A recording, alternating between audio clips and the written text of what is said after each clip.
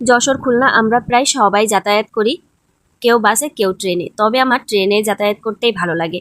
যশোরের কিছু কিছু বিখ্যাত জায়গা আছে এবং সৌন্দর্যপূর্ণ জায়গা আছে, যেমন যশোর সার্কিট হাউস, তার পাশে রয়েছে জেলা স্কুল। জেলা স্কুলে অনেক মেধাবী স্টুডেন্টরা পড়ে, এটা খুবই নামকরা স্কুল।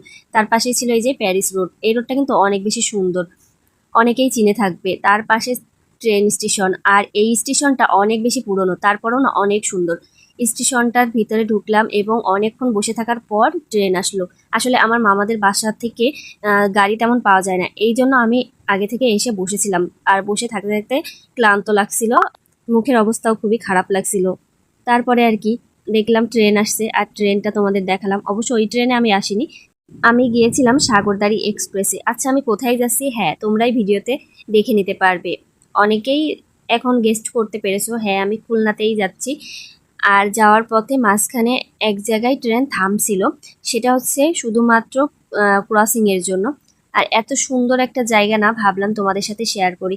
ট্রেনে যেতে যেতে যে দৃশ্যগুলো দেখা যায়, যে মাঠের দৃশ্য, ঘরবাড়ির দৃশ্য, তারপরে পরিবেশ, প্রাকৃতিক সব কিছু মিলেই যেন অসাধারণ।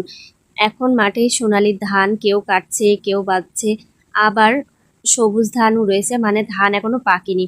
এদিকে বিলের যে জল, তা স্রোত যাচ্ছে, মানে সবকিছু মিলিয়ে প্রকৃতি এত সুন্দর মায়াবী যে দেখতেই মন চাচ্ছিল। কখন যে এই ভাবতে ভাবতে খুলনাতে চলে আসলাম, নিজেও টের পাইনি। তো যশোর থেকে খুলনা আমি আমার জার্নিটা শেয়ার করলাম। তোমাদের কাছে কার কার ভালো লেগেছে? ভালো লাগলে লাইক কমেন্ট করো, আর একটা ফলো দিয়ে পাশে থেকো এরকম সুন্দর সুন্দর ভিডিও দেখার জন্য।